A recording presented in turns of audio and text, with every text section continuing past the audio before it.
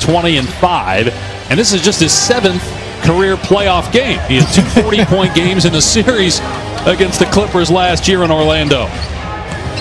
Meanwhile, Paul George trying to get going, off to a good start after just 1 for 7 shooting in the first half.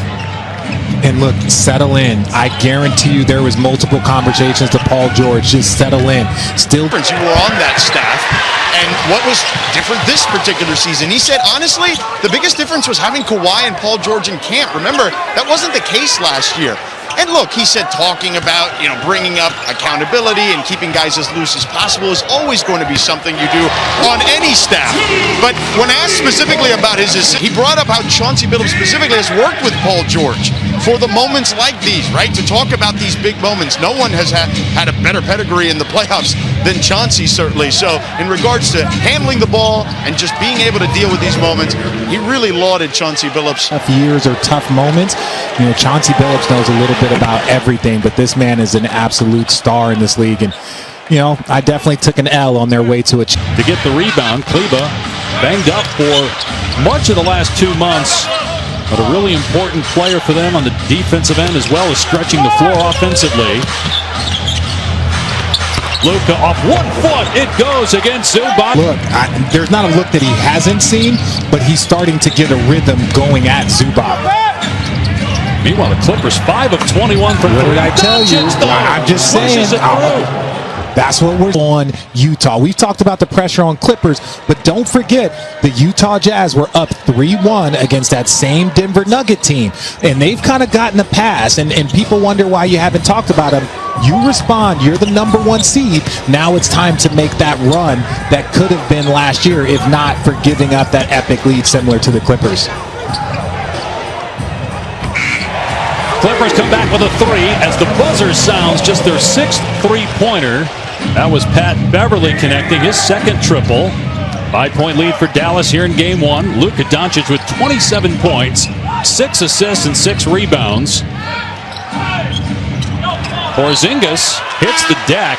He thought he was thrown down by Leonard, but it's just going to be a turnover against the Mavs.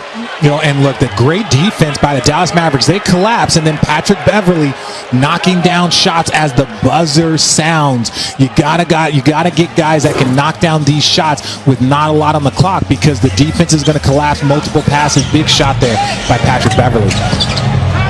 Leonard stumbled, somehow got it out to Beverly, was falling down. Pat Beverly missed a month during the regular season with a hand injury, another month with a knee injury. So he missed half the season, but he started Game 1 here today. George connects, starting to get going now. Paul George into double figures with 11 points. Yeah, it's great to see Paul George get going now. Let's see what they do with this pick and roll. Are they going to double team? See, now they're double teaming Luka, and then they're going to collapse out. But that's when guys got to knock down shots to make them pay for that double team. And there you have it, Tim Hardaway Jr. You wanted to avoid that. Luka made you have to double team, and now it's up to his teammates to knock down shots around him to make it pay for double teams. This is going to be a chess match between Rick Carlisle and Tyronn Lue, and it's just a matter of how their players answer those calls. But it feels like at some point, even though Hardaway's 4 of 7 and Doncic is 4 of 7, they're going to need more out of Porzingis. He got off to a great start, but you look right now at the score sheet, he's 2 for 9, 1 of 4 from 3. He just missed the 3. Now they got it with Hardaway on the second chance opportunity, but he's getting a lot of open looks. Kleba with a blow-by, stripped by Beverly out of bounds. It will stay with Dallas. And this is the thing, though, Dave. Once you double team him now, as you see, they're not doing a trapping double team, they're doing a corral one. That's going to open up shots for Porzingis. Floor here in the second half. After 1 for 7 in the first, Leonard misses a 3, but George is there with the offensive rebound. What are you doing, Patrick Beverly? That's 3 fouls is what it is on Pat Bev. Well, and just watch this. You got to be stationary. It doesn't matter if you're a little guy. You can't roll under a screen. It's you love Patrick Beverly's energy, but sometimes you're just, like Pat, you got to be smart, especially in these moments. You've already picked up a couple of fouls. Luka is rolling. They need your defensive intensity on the floor. Leonard's on Doncic right now, but Beverly is defending Porzingis here. Yeah. Shot clock at 7. Luka working on Morris. Stops at the foul line, leans in. Off the back rim, no. Batted around. Leonard has it for the Clippers. And Doncic with his second take foul and now his third personal. So keep an eye on that. 3 fouls midway point of the third. Yeah, and let's go back to the offensive possession. When you go back to the offensive possession, then you get, and he's taking Luka out of the game. He's taking Luka out of the game. Luka obviously very, very upset, but, maybe Rick and I, are on the same kind of mode of like, you can't take that foul.